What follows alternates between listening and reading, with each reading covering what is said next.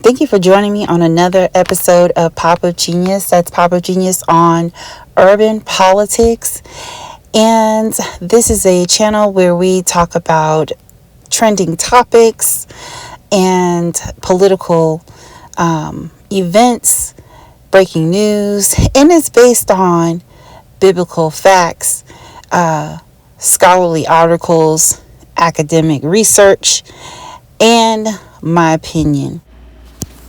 Can black parents teach not to see color?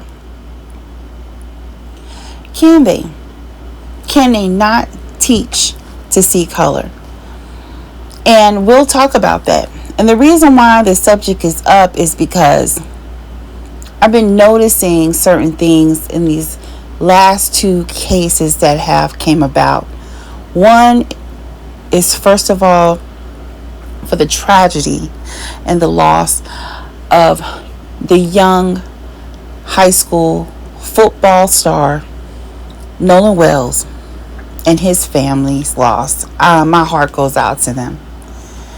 And then also too, I noticed something that has a little bit of a similarity, and that is with Carmelo Anthony, the young man who was falsely accused and sentenced to 35 years for self-defense.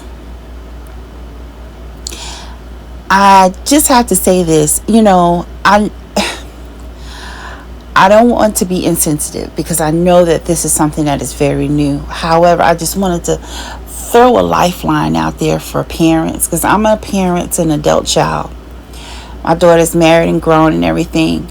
But I want to say something because I've noticed this over the years.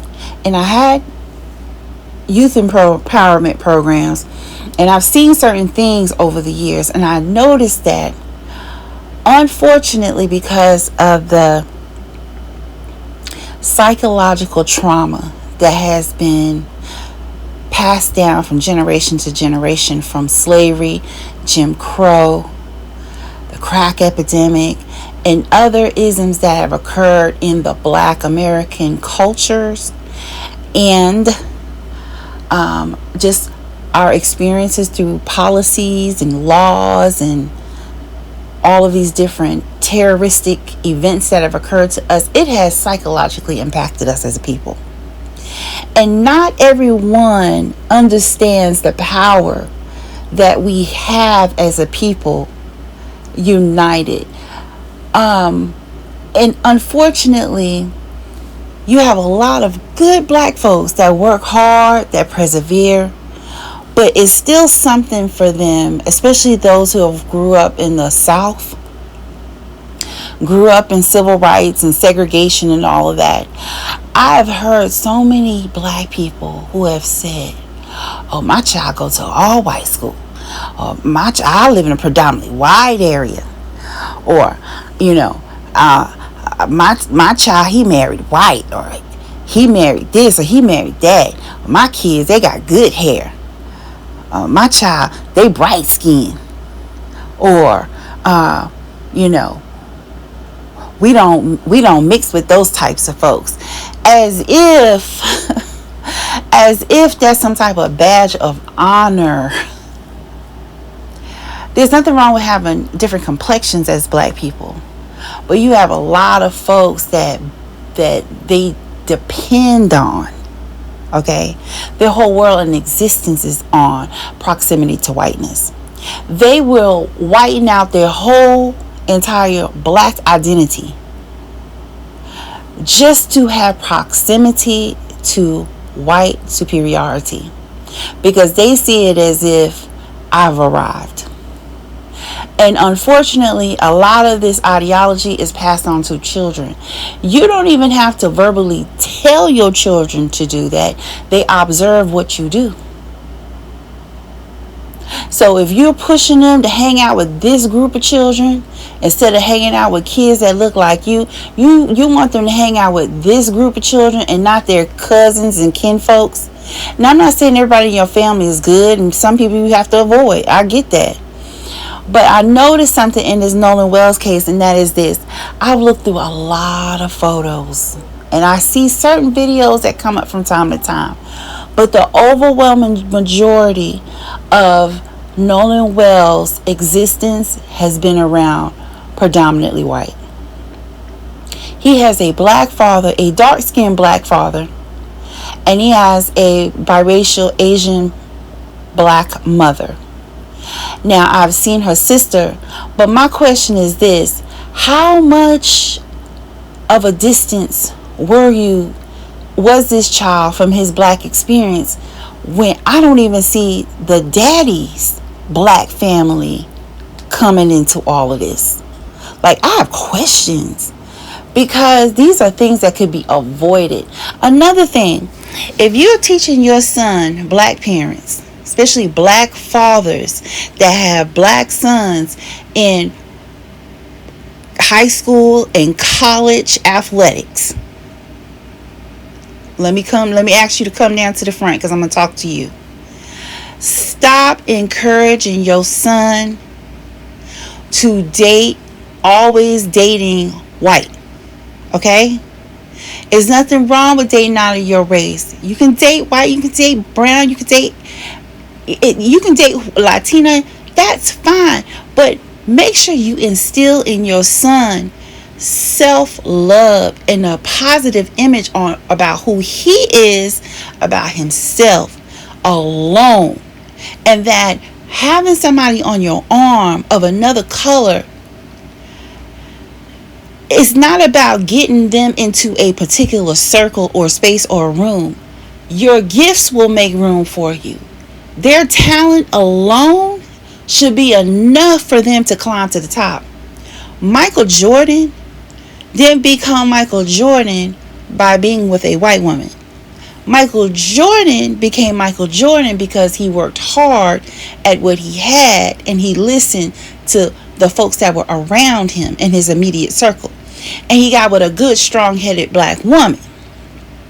Same thing with President Obama. Same thing with a lot of very successful black men here in America. I'm not saying all, but for the tradition, it has been that way. Now, what they do outside of their marriages is another conversation. But I'm saying, you do not have to have, there's this myth that black men, when they arrive into money, they become, and I heard someone else say this before in the past, they become treasonous to the very individuals in their own community that have helped to shape and mold them into being the person that they are. And it's like, when they get to a certain part of almost close to the finish line, that is where black parents sometimes tend to put their blindfold on, and they know that their sons are in predominantly white institutions, and so they don't discourage their sons from taking a step back and evaluating, why are you in a relationship with a woman of another culture who you've never been interested in, not even a little bit. And then you get to high school in your last years, when you look like you can possibly go collegiate, and then especially when you're in collegiate, when you look like you could go in the draft, and then all of a sudden you have these white young girls who have been selected by, a lot of times, by the associated staff members on the football team. They hire their friends and their cousins and their daughters to work as junior physical therapists, understudies on the team. They'll work in the conditioning rooms where they gotta go and soak in the ice tubs, and in the locker rooms, or running and getting Chick-fil-A runs for the team. These young white girls are in these positions because they're not doing that for free. These young black men, and sometimes their parents that live in grand delusion, think that, oh, she's just doing this because she cares about him, or oh, she's doing this because she care about me. And ain't no black woman going. That's an investment. They're doing that as if they are fattening up the sacrifice, because once they get access to your new money, they're going to show you how to spend that money, and they are not going to fully accept. A lot of them do not fully accept your family. There's a whole lot of cultural just confusion a lot of times when these relationships are based off of what I can gain and access wise to athletics and the celebrity status of it, the money, if they make a good contract. But also to getting back to just these teenagers, you thinking that your son or your daughter is getting picked up by like kids in nice cars, they're wealthy, or they're letting them sleep over the house and all of that.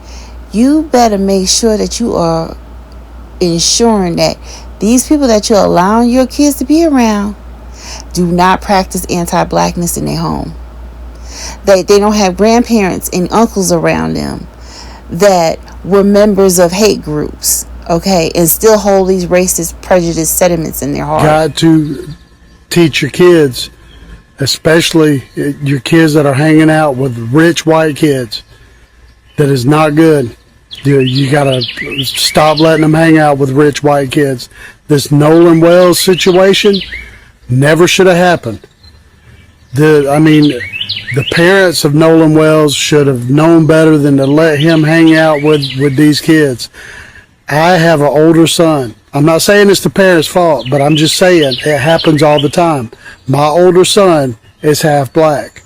He looked more black than he did half.